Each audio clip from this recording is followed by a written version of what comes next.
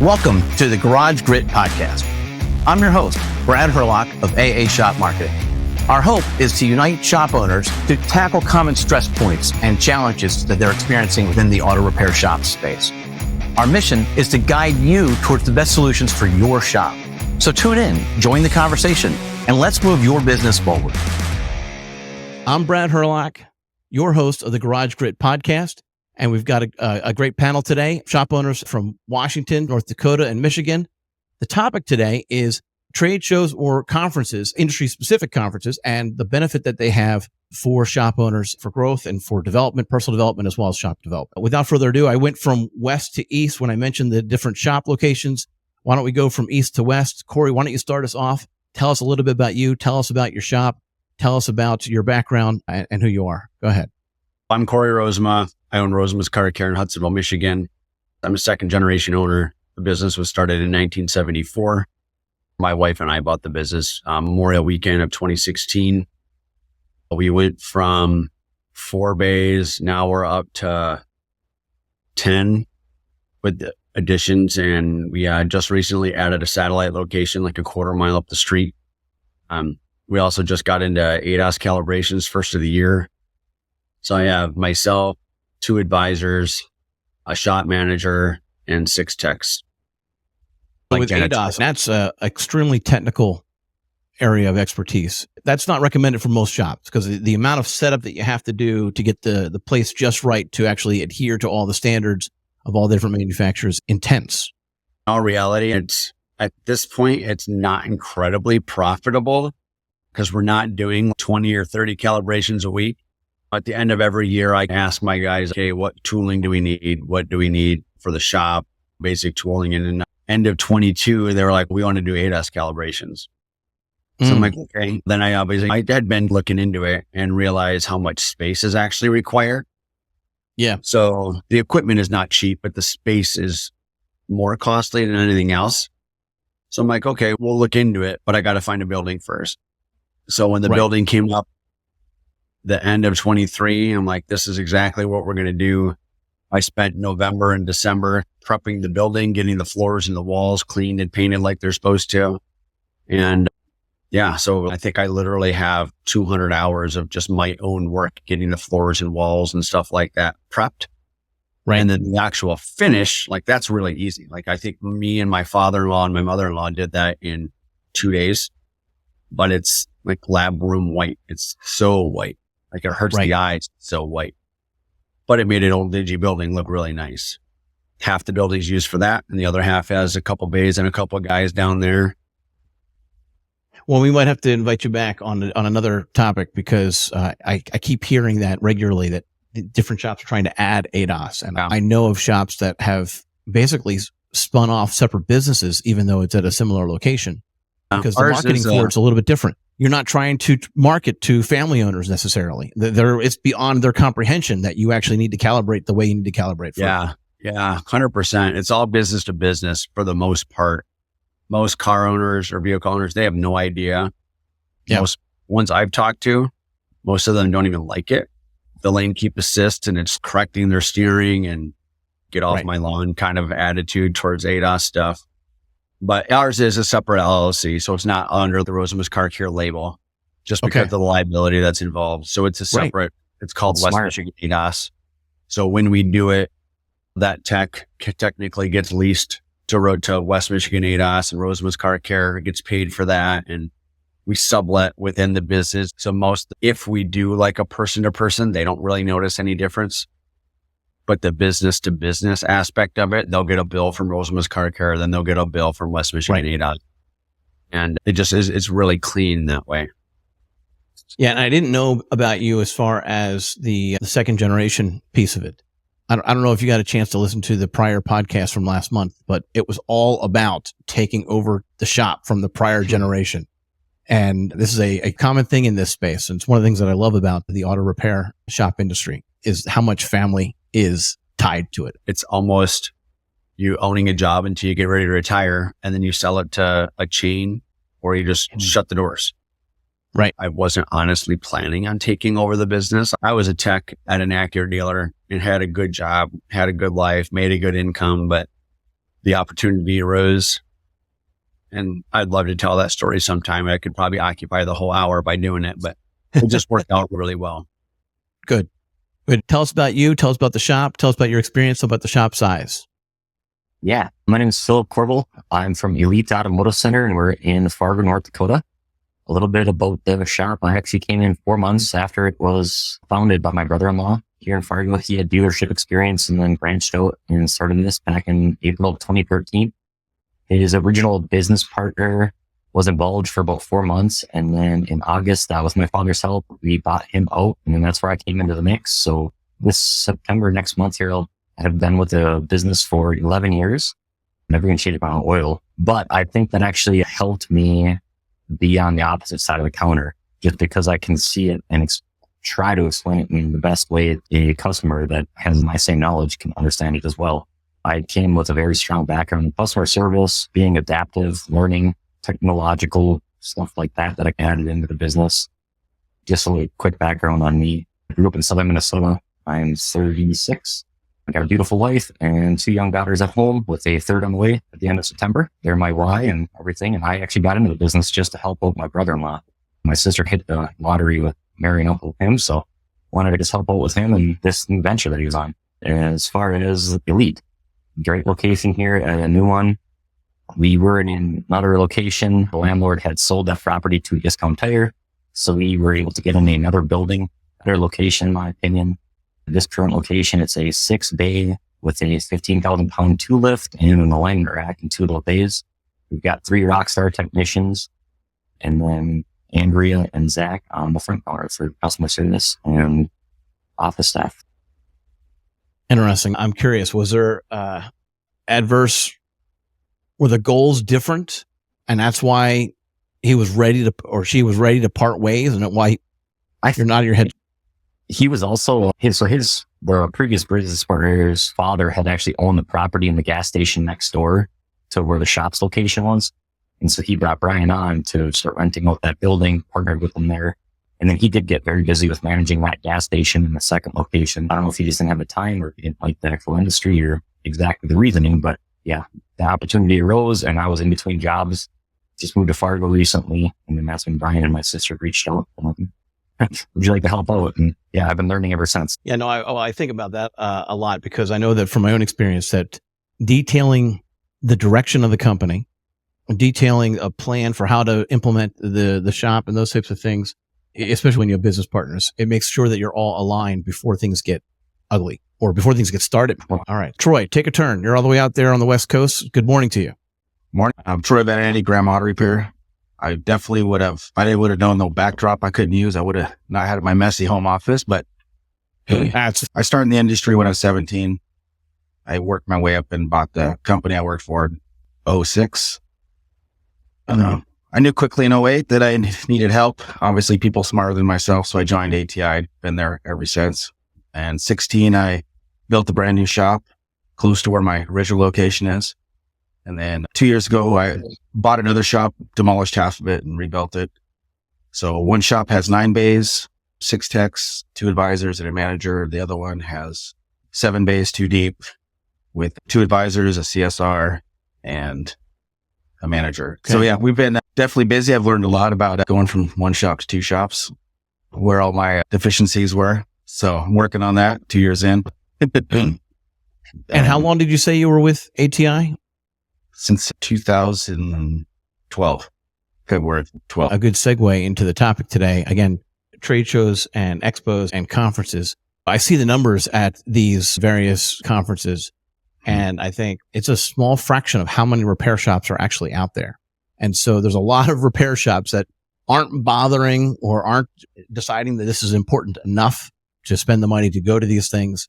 And so I wanted to hear from you guys as far as the value that you enjoyed or benefited from, or what you saw, good and bad. What were the ups and what were the downsides to some of these conferences? And I believe each one of you has a slightly different subset of conferences or trade shows that you've attended. Mm-hmm. Troy, you're saying ATI. You've been to the ATI Super Conference at some point? All of them but one. Okay.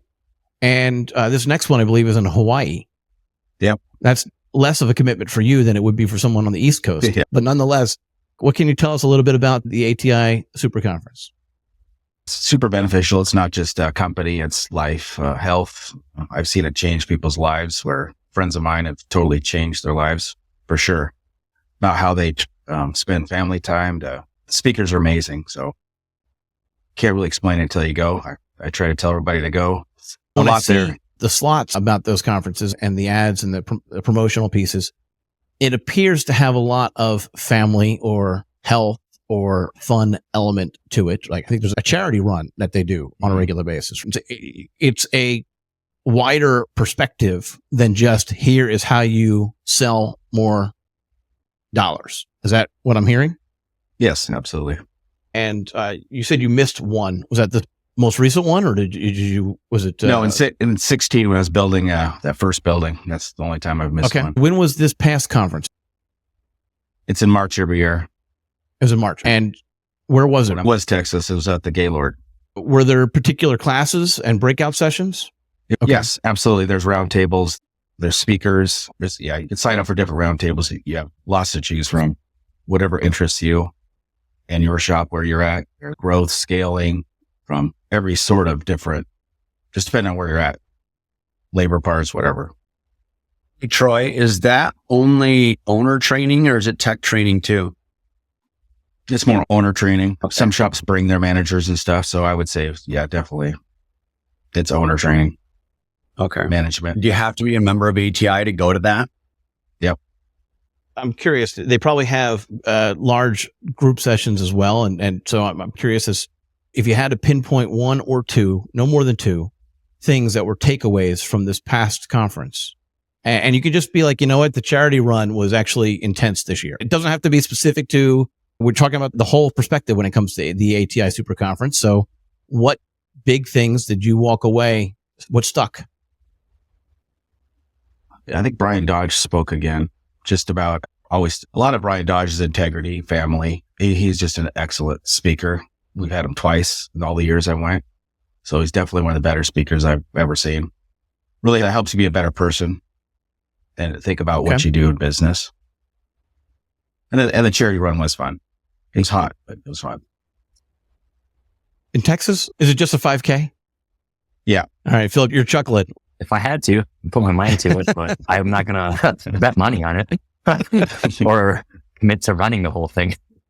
It's a frustrating point because I used to be able to run 5Ks like that, but you're talking about like high school years, right? And I was able to do it in under 15 minutes, no big deal. And now, Wow. Far back there. So, right. Age happens, right? All right. So those were the 2 points that you want to take away. Kory and Philip, have you ever attended? Kory, based on your questions, you're not a member of ATI. I'm not. And so you have not attended. And Philip, I don't believe you're either a member of ATI. Is that right? I am not. No, I have attended their, I think it was called Cash for Profit Boot Camp or something. It was way back, probably a year or two after we had actually formed the company. It was a huge credit to them. I think it was a paid for workshop, or maybe it could have been free training as well. I learned about it from either Shop Owner Magazine or Ratchet or Wrench.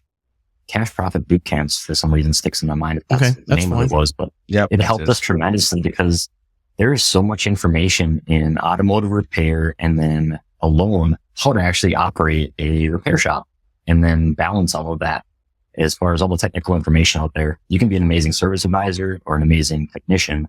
That doesn't guarantee or make sure you're going to be an amazing business owner. So that's, I think, where a lot of us, myself personally, struggled with. And so learning about Cash for Profit Bootcamp was a tremendous help to us back then, because we actually learned about what the parts matrix was back then and how to actually do it ethically though too as well. So that way you're competitive, but you don't know what you don't know. And for us, we never even heard about a parts matrix. We literally, if you had a pen, I have one handy, visual representation, pen is $1. You add it 20% on a calculator, and that was the markup to the customer for the first, I want to say 7 months, 8 months, until it was like, you're looking at your P&Ls and you're like, okay, how do we get paid now? And so that was one aspect that helped. We didn't join afterwards ATI with that. I didn't realize they put on the conference like that. So that's good to hear too from Troy. I don't know what's 5K, but Hey, it was 40 minutes and jogging. It wasn't no whatever Brad did. Optional run. And don't get me wrong, I can't do that now, not even close, right? It's 40 minutes is probably about right. It's a good aspect to have part of it. It's not just about running a business. Yeah. Sometimes it's literally running. But Philip, you also attended most recently the Shop Hackers in Tennessee. Yeah. Tell us about I speak with limited knowledge on the other ones. I'm aware of Vision, APAC, Napa Expo does a wonderful job too. I haven't been to those ones yet. I've only had experience with the ATI, Catholic Profit Bootcamp, and then Shop Fix's Shop Hackers, which was just here at the beginning of August in Nashville, Tennessee. Amazing in my opinion. I'm biased just because I am a Shop Fix member since 2017. That was the right fit for us. My best advice on any of the coaching companies out there, find the right fit for you. It makes a world of difference. There are some people they might not work with, but at the same time, there's probably one out there that you can learn something from. Even if you've been in this business for 20, 30 years, it's ever changing. And so Shop Hackers is open to anybody. You don't have to be a Shop Fix member. It's over the weekend. Normally it's the beginning of August.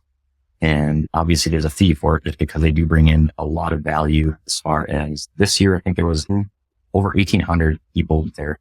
I do want to attend the other ones as well, like Vision or if ATI was open to other shop owners. That'd be something that I'd be interested in just to get different perspectives, meet different people. All of it, in my opinion, is beneficial. Even doing a podcast like this with you, it was great.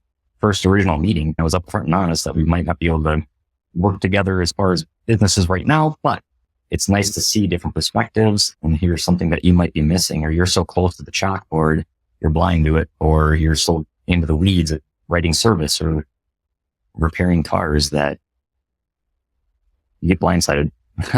So Shop Hackers is a very good conference in my opinion. Like you said it's a good time because it seems very, and don't get me wrong, you can have a good time learning, but it seems like it comes across as very education based, right? Whereas the promotional for the website for the ATI Super Conference, it talks, as Troy mentioned, about this broad, your entire life is the picture.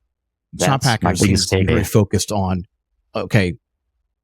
advisor training 101, that kind of a thing. So more specialized training. There's that available too. I would say along the same things as what Troy was saying with Shop Hackers is more ownership based. There's management or foremans that are in attendance or up and coming service advisors or technicians, vice versa, but it is geared more towards the shop owner. One of the biggest things that I can take away from Shop Fix is fix the owner, you fix the shop.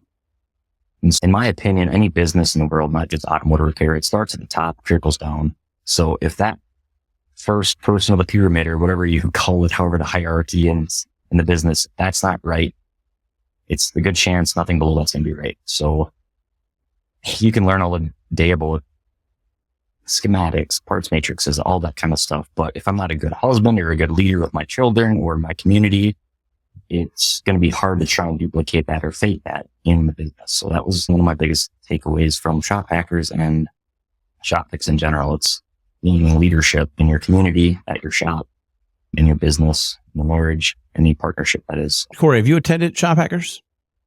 I have not. I've spoken with probably dozens of people that were there this past summer. And yeah, I haven't heard a single negative thing about it. Outsider looking in, if I didn't know anything about it, it comes off as raw, pump it up, the thing. You guys can do this. If you're failing now, we'll help you get over the hump. And I listen to their podcast pretty regularly too. Yeah. It seems like it's a really good fit for a lot of people.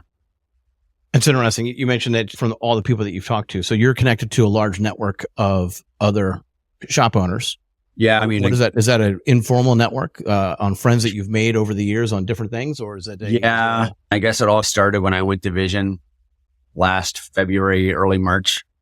I had all these Facebook friends that I had met through this Facebook page or that Facebook page. So it's like, I feel like we're best friends, even though we've never actually shaken hands. Okay. And so you finally get to go and meet them in person. And I brought, what did I bring? I think I just brought 2 of my staff members with me, 1 tech, 1 advisor, and myself. And then, it's ownership training. Vision is ownership training, advisor training, and technical training. But then you take all these people that I met on Facebook, and then you take all the people that Allie met on Facebook and all the people Luke met on Facebook, and you just form a super informal but incredibly large group chat on Facebook. So then grows into you're in Texas, like we're going to be pretty different, but have a lot of the same problems. Yeah. So then I brought a lot of that ideas back to West Michigan and started like a West Michigan shop owners group where, again, like anybody can come in. You just have to be a shop owner.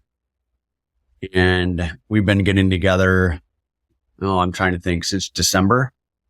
So 9 months now.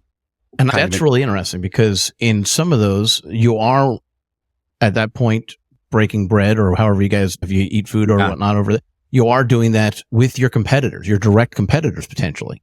I think there's plenty of cars to go around. Right. Yeah, I guess there's a shop right up the street, whatever. It's just like expanding your congregation, making it a little bit larger rather than looking at it as a competition. Like a couple of people were like, are you all about price fixing? We're like, no, that's not what it's about. Making sure everybody's on the same page. What Phil was saying, like, the morals and the ethics part of the business, the industry as a whole from day one, truthful or not, has a pretty crummy reputation. And tell every employee pretty regularly, and for sure, probably 50 times during the interviewing and onboarding process, that it's our responsibility to fix that every single day. And when a shop up the street does something that, even if the customer thinks it's a little bit sketchy, it completely undoes everything we did. Right. So and a lot of times the sketchy is, it's not always the case, but a lot of times sketchy is just lack of understanding. Yeah. And it's just like whatever. Shop owner A or advisor B just didn't communicate well. You had a pretty interesting video on your YouTube channel where it was a ground wire issue. And that sounds like a quick, easy 30-second change. But the majority of the video was trying to figure out that it was a ground wire for the starter. And so I found that interesting. But that's that transparency that you're trying to explain, because that owner of that Hummer could walk away and say, well, they charged me this $. And all they did was they reconnected a wire. Yeah. Right. Yeah. And that was funny because that was a Ford F-150, actually, not a. Oh, was it? Okay. Yeah. Either way, I forgot that was even on there. But we sent that link to the customer after the fact. And that's the coolest thing that I've ever seen. Right. And it wasn't like this amazing video. Joel's a great kid, or a great guy, excuse me. I'm 45. I figure anybody younger than me, I address as a kid. So, at least under, I'm sorry, I don't know how old you are, Philip, but anyone under 30 at least is a kid. So. I'm in the cool club, all right. Yeah. So it is what it is, but just things like that. And we don't do a ton of them. Like, we're trying to get into it, but I think it's 100% about networking, and networking in a positive manner, where even if you see something another shop did that maybe wasn't correct, or in your mind, like, maybe they did hack it together, rather than calling up, hey, John Smith, your customer, and tell him, yeah, that shop did this or this wrong. Call them. Call the shop. That's the idea, developing these relationships I had this exact conversation with the shop owner yesterday. If you draw a 5-mile circle around my shop, there's 28 repair facilities and probably 300 or 400 bays of auto repair. It's just like a crazy hotbed for auto repair. So like, these customers have tons of choices. And unfortunately, there are still people who will be like, oh, Kory's a hack, just because they want the money, because I know it's not true. Say whatever you want. I have 300 plus Google reviews and almost 300 Carfax reviews and a customer base 5,000 deep. And whether they like me or not, like, I'm not always on the top of their list of people they want to talk to. Like, they go out in their garage and they're like, oh, yay, my car doesn't start. That doesn't normally happen. But it's just trying to be as transparent as possible about the process that it's going to take to get their car back on the road. Right. People often forget that paying for diagnosis it's important. You need to. That's the majority of the work today, trying to figure out why. It's cheaper in most cases. Back to the conferences. Did you walked into this networking feel or approach because you were at a vision conference, and then you were Facebook friends with a bunch of people, and then you actually got to meet them in person, and then you stayed in touch with group chat, and now you started your own local networking environment. Okay. Did vision actually give you that vision? Is that corny to say it that way? No, I think was just an really inspired thing, or is that a class that they were telling you about? No, I think it just came to me in one of the classes. We had informally put something together prior to it, but it was really more hey, let's all be shop owners and come together and have a couple beers and just complain about life. Afterwards, it was be much more purposeful about it. Because Phil said our time is pretty valuable. Like I'm taking time away from my wife and away from my kids because it's in the evening. Yeah. So I don't want to go there and just complain because if it's just going to be negative, like I don't want to do it. Yeah. No, that's fair. But all right. Other than Vision, what other shows or conferences have you attended? So I send my staff to ASTE as well in North Carolina. I'll probably never go to that one just for the one sole purpose is it falls right on my anniversary date every single year.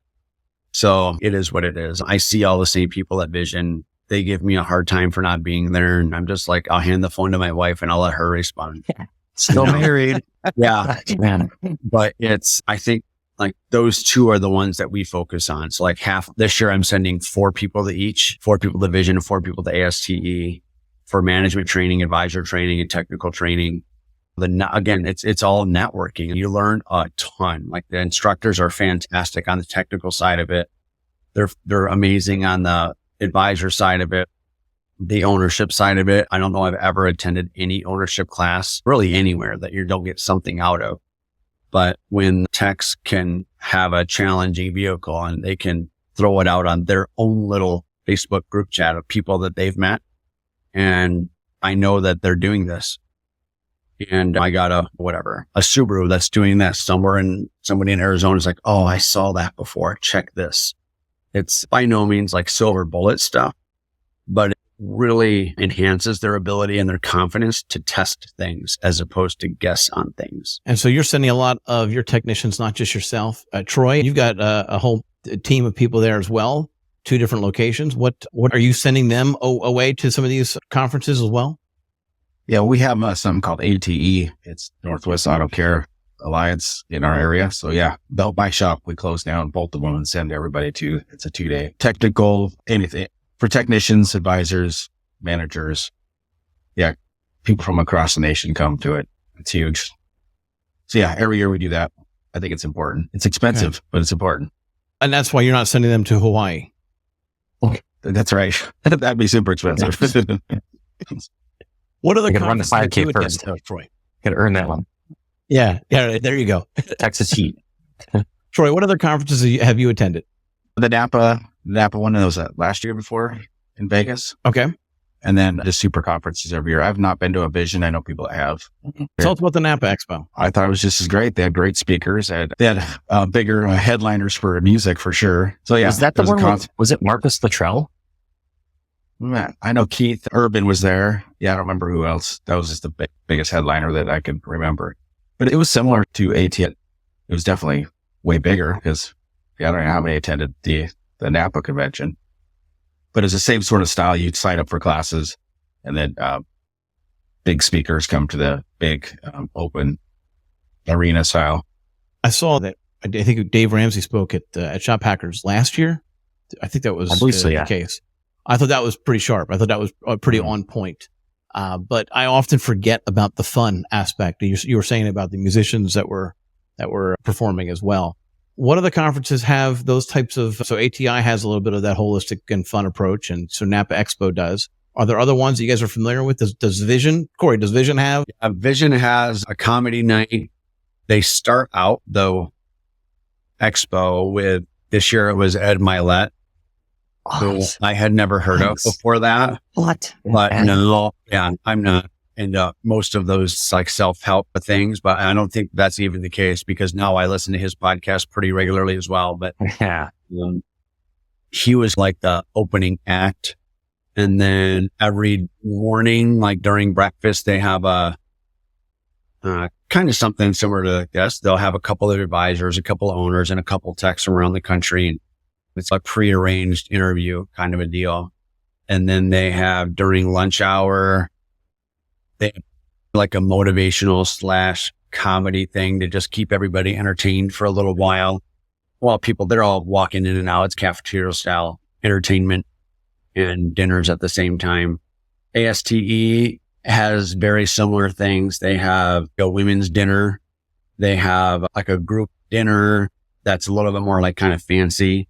They have a comedy night thing, I think, as well. They have a casino night. Again, like I didn't get to go to that, so I'm not 100% aware of what all they do.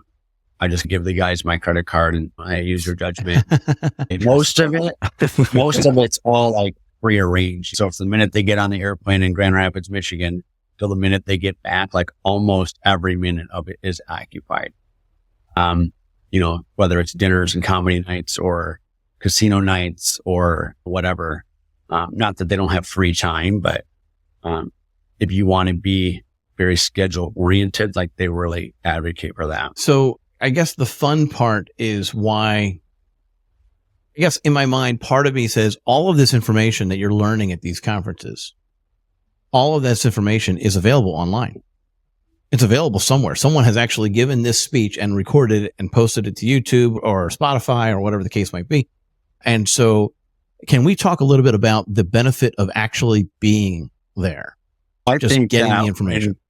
I think when somebody says something, whether instructor, motivational speaker, or whatever, says something and you're watching it online or you're listening to it on a podcast, you can't be next to the person and see them react or be like, oh, hey, I tried that at my shop and it worked amazing. And then they can be like, oh, really? And now it's cool. Let's talk about that at lunchtime, or let's go have a beer after this and we'll talk more about that. And then you're going to find 3 more people that have that same question. And then he's going to find 3 more people that have that same question. Now, all of a sudden, instead of a beer with your one person, there's a group of 9 people that are all informally talking about that exact thing. And they all are going to have different opinions and different experiences. That's interesting. Philip, you're nodding your head. You want to tackle or add to this? Totally agree. That was well put. And even back to Kory, what you were saying about a vision with the networking. Yeah. That's part of it, attending it live versus watching videos on stuff like that. And for myself personally, it depends on my learning style too. And I can see with like technician training, like if it's a in-person class versus a online tutorial, it's a totally different outcome from my experience. Actually going to dinners with and getting beers with some of the fellow shop owners or whoever else is there, or seeing that speaker in person, I related to either going to church or a concert, or who has watched last year's fireworks recording on your phone? Nobody. But when you're there live, it's a totally different experience, in my opinion, from what I've experienced. Yeah. And you meet these instructors and these speakers and you realize they're Facebook or they're YouTube famous or whatever. But at the end of the day, they all have the same issues that you have. Yeah. And I've gotten to know a fair amount of them. Not very many, but enough. And, like Rick White was coming to West Michigan and I knew about that. So I said, hey, you want to come and talk to my shop owners group? And he's sure, I'm going to be there anyway. Rick White's a coaching guy, super great guy. I know a bunch of people that use him as their business coach. We had another, I wish I could remember the name of this other. I'm sorry. Is Rick White part of an organization? He owns Rick White. It's 180 Biz Coaching. Okay. That's his deal. He lives in Virginia, I think, but he coaches nationwide. He coaches one in my buddy's shop here in West Michigan as well. But yeah, he came out and we had 50 shop owners show up for a completely free night of his training because he was going to be there anyway. All through networking. Yeah. So it is. It's all just, hey, Rick, and like, what are you doing for fun? He's, I'm going to go on vacation in West Michigan. I'm like, oh, cool. You want to come to Zealand? He's, sure. How much is it going to be? We're going to be there anyway. So I'll do it for free. I just need a projector and a screen. Nice. And dinner.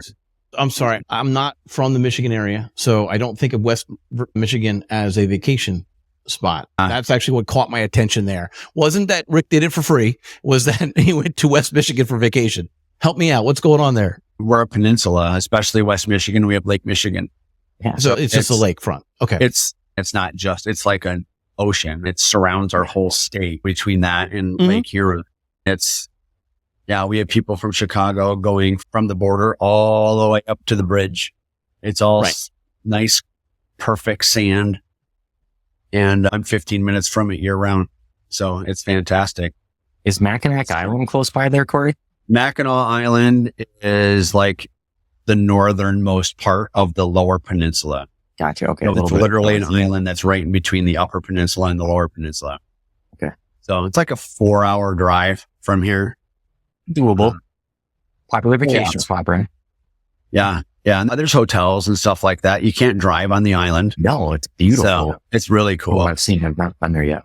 Yeah. It's really cool. There's horses and there's still cannons from That's why I knew about it. There was one stallion in the U.S. and it was allowed on that island. Even though they're very restrictive on any horse-drawn carriage, the stallion was able to do it. Yeah. Yeah. I'm learning. But part of the other networking thing is, I don't know if you guys know who Becky Witt is. Yeah. You know, that's another networking thing. I think in her Facebook group. Yeah. Yeah. So she's like shop manager, shop owner extraordinaire. And I knew that she was taking a little hiatus on her way to ASTE at the end of September. So she's coming to West Michigan also to do a class. And we'll probably have, 40, 50 people for that too. And again, it was just like asking. And they're like, yeah, we can do that. Like, we have to pay for her travel expenses because obviously going Kansas City to North Carolina via Michigan is not in the way or on the way. 2 nights of hotel and some gas. And when you have 13 shop owners to pay for it or 14 shop owners, it's well worth it. Easy. We're talking about the networking benefits of attending these. Troy, have you had the same type of windfalls when it comes to networking specifically? Oh, absolutely. It's hard to relate to a shop owner. So you're surrounded by, in our case, 600 shop owners. So it's easy to find every bar, every place, every fire pit. There's shop owners talking and networking about what's going on in their shop, what their struggles are, talking through it. So it's a huge part of it. You just meet a lot of great people for sure. And are you staying in touch with them after the event? Oh yeah, some for sure. Yep. You definitely meet friends for life, whether it's in your 20 groups or whoever, but yeah, you definitely meet a lot of new people and different aspects. Nice. What other reasons are to attend in person as opposed to just trying to get and glean the information digitally? Troy, you have any other thoughts on that? I like ours has a trade show every year too, and that's huge. I go see what's the newest, latest, greatest in every single software to CRM to everything. So I just walk around and see what everybody's got to offer. So that's great too. Stay up on the fastest, most efficient programs. Okay. And then too, you can also chat with the just vendors ATI like Troy specifically for. Sorry. What's that? Troy, the trade show, is it an ATI trade show or is that something else that you were talking about? Yeah, it's ATI, but ATA has it. And I know also the DAPA, and I'm not sure about the other ones, but everyone I've done. Vision and ASTE have those as well. Yep. Yeah. Philip, what were you saying? Just what Troy was saying about learning about that latest and greatest. You're right there, so you can actually chat with them. Or if you're a current user, I was currently using Kakui and they were at Shop Hackers. And so I was able to actually discuss stuff with them. And it's more of a one-on-one setting versus I'll submit to support case and hopefully you email me back someday. That makes sense. All right. We've touched on a handful of different shows, but I feel like there's so many others that we haven't touched on. Are there any on your radar that you've heard of that you haven't yet attended that you're going to be thinking about or just trying to learn more about? Apex. I've never been there. I'd like to go there. SEMA. I've never been there. I'd like to go there. Now, SEMA, do they actually they look just like a trade show. They don't look like they're much of a training training type thing. Oh yeah, there is training there. You just have to seek it out. For whatever reason, they don't advertise that part of it at all. Okay, got it. So Apex, SEMA, what else? Philip, Troy, what other ones are on your distant radar? Kind of the same with what Kory was saying. Definitely want to check out Vision. I've heard great little things about that as far as the training aspect of it as well. That's one thing that's really nice about it is that you can get specialized training as well there. So always an opportunity to learn it. It's not just for shop owners. There's technical training to actually attend as well. And I think knowing you can advertise in your help wanted ads that, hey, we send people to these places. Yeah. And if you if you're a tech that I don't want to do training, that's pretty much that's the end of the interview for me. But because it's not only it's expected, but it's required. You're on the clock from the minute you leave. Basically, the flight takes off until you're back on the ground. So it's not like you're doing all of this stuff and not getting paid. So it's you're touching on a topic that's been touched on a couple times here on this podcast in past months about building culture and about how that plays into recruiting or even retaining top talent in the industry. It's that you've got to create this framework. And a couple of times we've talked about how some of the most senior ATECs, some of them are just like, no, I already know. I don't want to learn.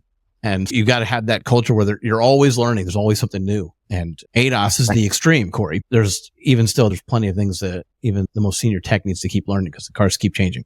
Yeah. And if you're an ATEC and you don't want to do training, I guess if you want to use that label, then you're not going to have that label for very long. Yeah. If you're going to max out at whatever, 30 or 40 bucks an hour, then you're capped at that point. Like you got to go to training, Okay. All right. Troy, do we hear from you as far as what other trade shows and conferences are on your distant radar? Just Vision. I know a lot of people go into Vision, so that's the only other one. I'll do Napa when they do that again. All right. This has been good. I think we've covered a bunch of different things from various topics of the various events that are out there. And I feel if we took our time and did some internet searching, we could probably find another dozen more from various coaching companies that are hosting them or marketing companies that are hosting their own. And so it'll be interesting to see will they get as much market share as some of the ones that we talked about today going forward. But Auto Value has a really small one right here in Grand Rapids. It's one day, like starts at 8:00 in the morning, goes to 5:00 at night and it's done. So it's pretty centralized. West Michigan, maybe you'll drive as far as like Lansing, a couple of hours, but not many people come from out of state. The training is pretty good. The trade show there is really great, but it's all happening at the same time. So if you're there to take a training class, you're probably not going to have time to go to the trade show. Or if you're there for the trade show, you're probably not going to have time to do the training. Like, again, it could be like a 2-day class or, wow, that's cool. I mean, I guess technically, yeah, it starts on like Friday night, but then it's done Saturday afternoon. No, I meant like they should almost split it into a 2-day. Oh, yeah. 100%. Yeah, they should go in my mind like Thursday, Friday, Saturday, Sunday or something like that. Yeah. I think that they would get more people and like we have the hotel space for it. Again, it's not my budget. I'm not in charge of that. I just make recommendations from a mile away and see what they listen to. Event planning is a large task. Yeah, and nothing I want to be involved in. No, there's a lot of moving parts. You can go. Yep. Yeah. That's another thing too. So if they're done well like that, they have to be successful. There's so many different moving parts or things that can go wrong. So that's what makes you appreciate ones that are good. It flows, or if they have the entertainment, you're not going there to see a comedian or a band. However, that does play into it. So it's nice having that structure to it. And that does take a lot of coordination. So kudos to all the people that do put them on around the country and pull them off to great success because it's well deserved. Yeah, well said. It's interesting though, that the smaller local. Philip and Troy, do you have anything that you're aware of that are closer to you in proximity and much smaller in scope? Just like their pro show. And then Ratchet Wrench, I believe. I'm not sure. I think it's just the Ratchet Wrench conference out of Minneapolis, I believe. It's Twin Cities area. I think that's where the company's based out of.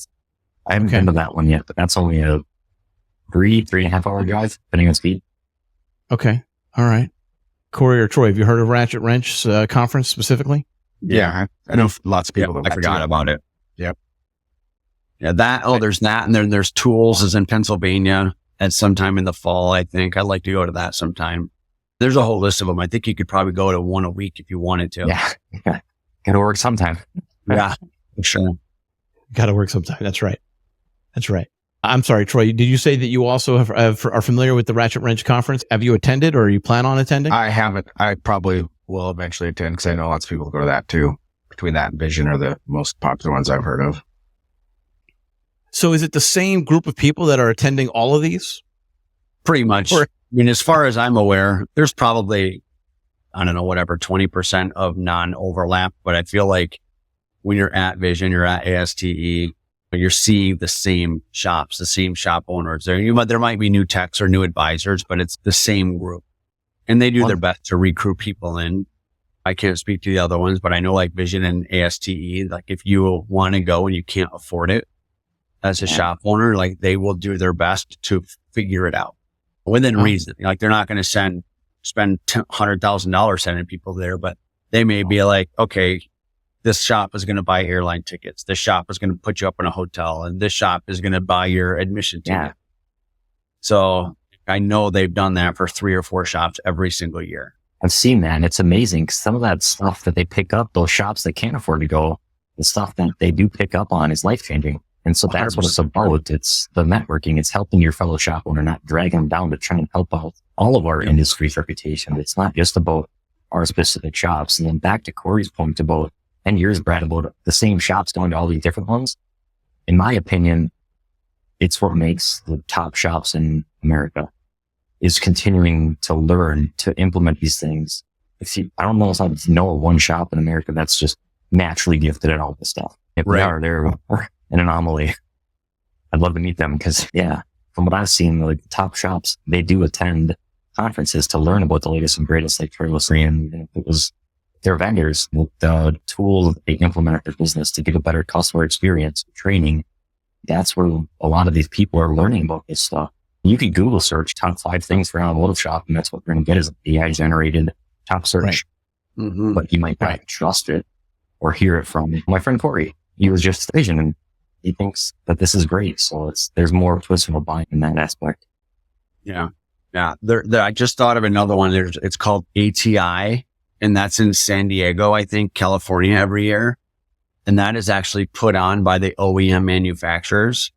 And then they come out and they basically just talk to aftermarket tool manufacturers, aftermarket shop owners, all of this stuff. So it's a lot of, you're getting exposed to OEM engineers and stuff like that. And the new tooling coming out right directly from the OEMs. And you have an opportunity to look at that and to learn about that. And I'm pretty sure I might be wrong about the opportunity to purchase some of those things like right from there versus having to go to a third party distributor and stuff like that. That's when it's on my list. Like I'm really going to try to go to that one in 2025. And I'm sorry, when did you say that was? I'm not 100% sure on the date. It's somewhere between Vision and ASTE. So it's somewhere between February and September. Not an awesome timeline, but you can look it up on like the ASOG Facebook page or Changing the Industry Facebook page, and it'll pop up just like that. And I think that is more like owner driven than it is anything else. Just because I think they want to make sure that they're talking to some people with purchasing power kind of a thing. Mm-hmm. So that's my interpretation or impression of it anyway. I might be wrong. Got it. Okay, good. Troy, had you heard about that one? That's a little bit closer to you than some of the other ones that we've been talking about. No, I've never heard of that one. Okay. The people in your 20 group, are they across the country or are they more Pacific Northwest? Both my 20, I'm in 2 20 groups. But yeah, they're all across the country from Texas to Virginia to California. Both of them are spread out. You're in 2 different 20 groups. Yep.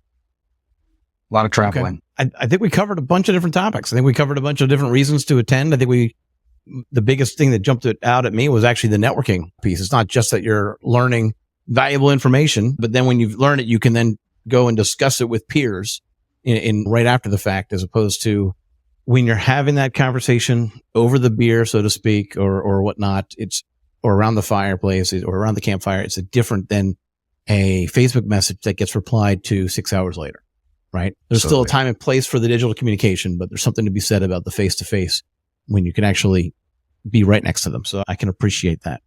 I think we should start to wrap up here. Are there any final thoughts or any closing things that you want to share about the different conferences?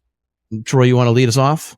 I think it's just as important as for me. Most important for me is I had a coach for 13 years at 20 groups. And I think the conference is just as important. It's just a tool in your toolbox to continue to improve. Philip, what about you? Well said, Troy. Totally agree with what you just stated there. And same thing, gets you out of your comfort zone. That's part of the experience. Or maybe for me, with how I learned, that's part of it as well. It's puts yourself out there and actually to learn those things. So that's what does require for leadership. And even like to speak on what Kory was saying about training with ATEX and to what I said about as far as leadership, if we're not attending these things, it's hard for me to hold other people accountable or expect that of them if I'm not trying to do that myself.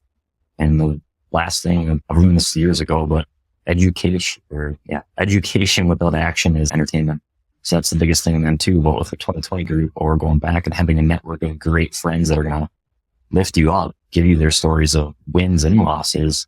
That's huge. Education without action is just entertainment. Nice. Kory, want to close this out? That's a tough one to follow. I think that's a really challenging one.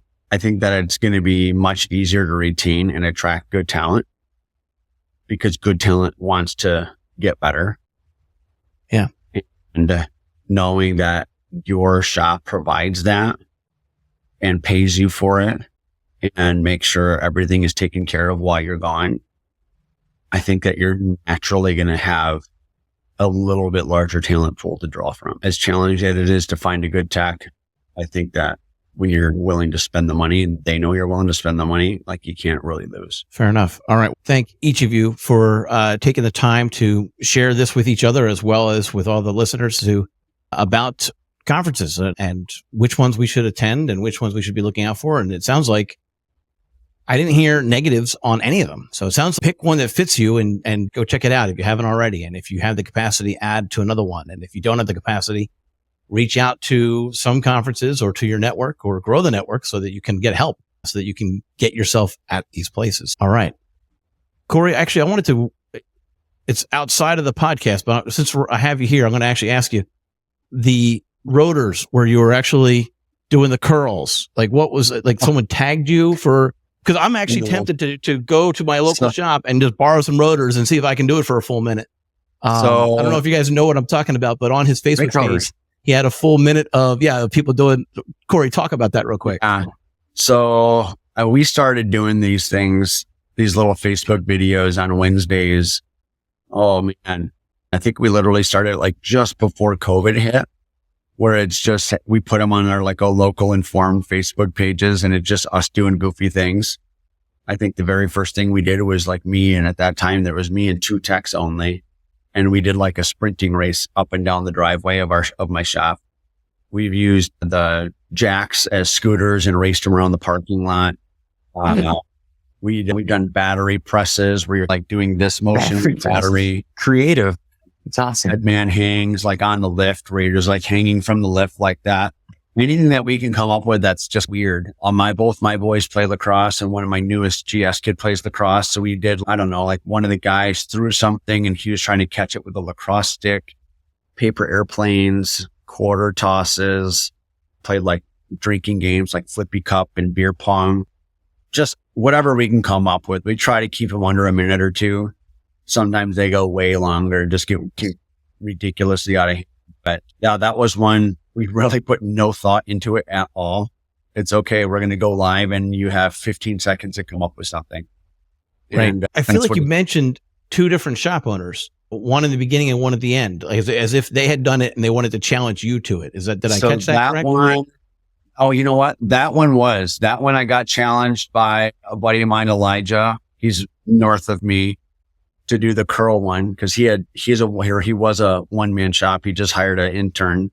And his intern is like, I've never met this kid, but he's watched our Facebook videos and I think I can beat him at that. Yeah. Like it was this 19-year-old kid who I never met before through his boss challenged us to the curls. Then I don't remember who I challenged after the fact, but I don't honestly even remember if they did anything about it.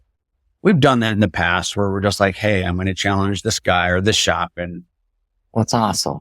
The idea is talk to me about the views. Talk to me about the customer pushback or the customer reception of those customers types of think fun. it's awesome. I said our customers think it's awesome. Our viewers have gone down a ton. We normally will get like maybe 1,000 views a week or something like that. During COVID, we were getting like 40,000 views a week.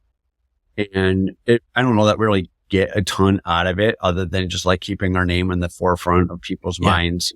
Everybody goes to Facebook to complain about stuff. And this is just like, hey, 90 seconds is stupid. And everybody then realizes like, hey, we're regular, normal people, just like everybody else. It's not, we don't have superpowers and we're not criminals and crooks either. But it's a blast. We used to be pretty religious doing it every single Wednesday. And we just keep growing and keep getting busier where we forget and things like we try to do a couple a month. Anyway, right now. Philip and Troy, thank you so much for joining us. I really appreciated the time that you've put in. Thanks for that. I think that people are going to be listening to this and realize that, okay, maybe I do need to attend one more conference or a conference to begin with and realize that just doing it the way they've been doing it isn't actually going to be working for them, and that they actually need to grow. Kory, I like the way you said it you need to actually constantly be developing, or you're going to be, plateauing out real quick. And we were talking about ATEX at the time, but I think that applies to shop owners as well. 100%. I'm glad that we were able to join us here on the Garage Grit podcast. I'm Brad Herlock, your host, and I'm looking forward to the next podcast as well. And I'm looking for everyone joining in.